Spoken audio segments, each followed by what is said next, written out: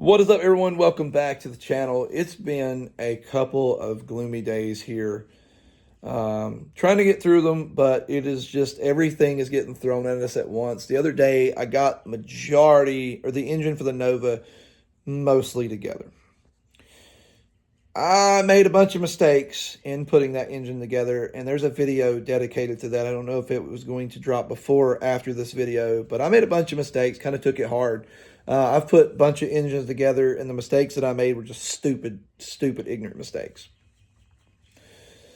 The problem is we're trying to figure out how we're going to afford a race transmission, and they're just ungodly expensive. Not to mention there's still tons of other things that need to be done to the Nova.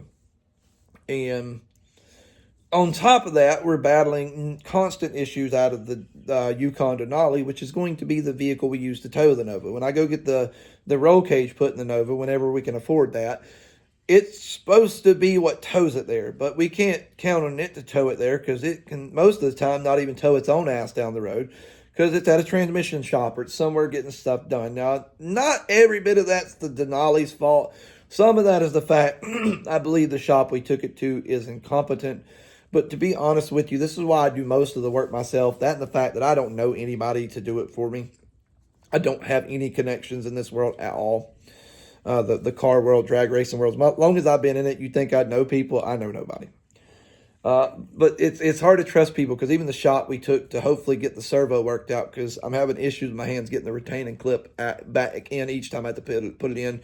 I've either messed up one of the seals, or I put the fourth gear in backwards. I'm pretty sure they put the fourth gear in backwards, but they're giving me a lot of crap saying the servo had nothing to do with fourth gear at all, and I know for a fact that it does, and they're just doing everything they can to try to pull the transmission. So I'm pretty sure whatever they charge me to look at that, they're probably not going to fix it. I'm going to just throw money at them, and then I'm going to get it back, go in there, and I'm going to fix it myself. That's probably what's going to happen. I'm trying to have give them the benefit of the doubt and hope they're honest. I've dealt with this transmission shop before, and they've been amazing. And this time, I just don't feel like I'm going to get the same experience.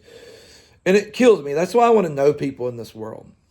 When you see a lot of people on YouTube, they got their car in somebody's shop, it's on a lift, hey, so-and-so's doing this, I'm going to get up there later, and then we're going to finish it together. I don't have that. I don't have nobody. When stuff goes wrong in the car, it's up to me to figure it out. When anything happens, it's up to me. Any car that you've seen on this channel was me. I built the motor mounts for the SRT 4-swapped Eclipse. Nobody helped me with that. Nobody helped me figure it out. I didn't talk to nobody about it. It was 100% me. That was all it was. It's always been. And that's why it's so easy for me to give up on a build, because I don't have any support. I don't have any connections. I don't have anybody that I go to the drag strip on the weekends, but hey man, let's get in the shop, see if we can figure it out. I don't have that. And, it might seem like I'm on like a wine fest here, and maybe I am. It's aggravating. You see people on YouTube that are out there absolutely killing it all the time. But anytime something goes wrong, they know somebody. Or anytime something does this, they know somebody. And, you see you're over here, something goes wrong, you're literally dependent on yourself 100%. I had friends, we went to the drag strip a time or two, long time ago. It's probably been almost 10 years now. Those are some of the best days of my life. And I'd love to have people like that in my life. Don't know how to get them. But that's why it's so easy for me to back out of a build. Everything you see, I do myself. And it's aggravating because there's nobody to share the stress with, And, now we're trying to figure out how we're going to afford this transmission. It's an FTI, an FTI transmission.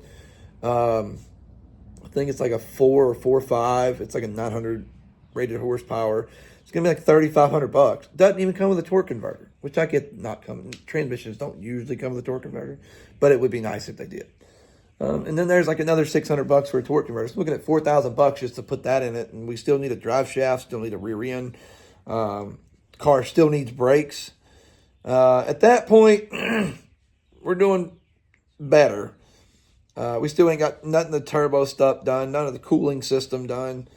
It's just aggravating. I'd love to have people that had the knowledge that I did to help me build stuff. Someone to share that passion with too. Like, I don't know anybody that enjoys it like I do. I don't have any of those friends. And it's just aggravating. That's why a lot of times you've seen this channel just go away for periods of time. I get into a build and you start realizing how real that is in your world. And it's just aggravating. You know, it was very aggravating the other day when I messed the engine up. It's something simple. It was a mistake that should have never happened, and I let it happen. And, you know, it's kind of like with the Denali. I'm aggravated even taking it to a shop, having someone even look over my work. I can't stand that. But, you know, I know with my hands, it's just something it's really hard for me to do. And the chance of me being able to get stuff in there and not damage it, you know, the way I sometimes have to do it, it's unlikely. I don't have a lift. I don't have any way to do anything on a car other than put it on jack stands and crawl up under it. And it's very uncomfortable. Nothing wrong with that. We all have to do it. But, you know, with that servo situation, that was a pain in the ass. I am whining a little bit there. I'll be honest on that one. That was a little bit of me being whining. I'll take that one. But, I mean, a lot of times when you see people on YouTube, you know, these cars are not, they're built through people. You know, they're built through a network of people. They know people, you know. Brakes there at so-and-so shop, or they're doing this, or they got so-and-so, or let me call so-and-so and ask about this. When they have a problem, they can't figure it out, they call so-and-so, or so-and-so comes up there and help. I don't have that. When busted, broke at the track, it was my problem. I figured it out. I had nobody. Now, I learned a lot from that, but it's aggravating. You know, it's just kind of like going fishing alone. There's times you really like doing it, and there's times that, you know, you go out there, you cast out maybe 5 minutes, you're like, this sucks. They're not biting. I got nobody to talk to, nobody to, you know, have a beer with. I don't drink anymore, but still, you know, a Mountain Dew for crying out loud.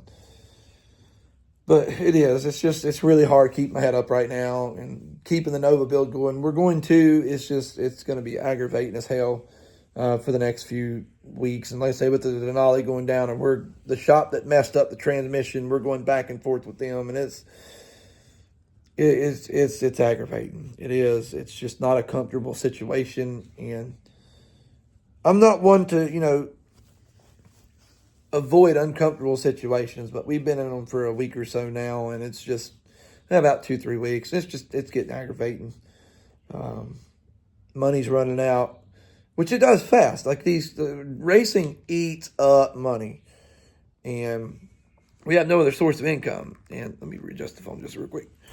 So trying to figure that out, you know, and hopefully we do. I think we will. I don't know. Just kind of stopping for a minute.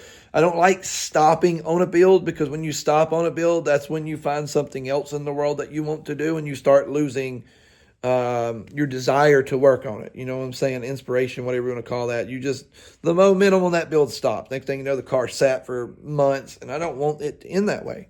So it's aggravating. I've said that 100 times, but it is aggravating as hell. Anyways, I guess like the video, subscribe. We'll get back at it soon. Just having a rough time. Wanting to confide in the channel, I reckon. So anyways, we'll catch you guys on the next one.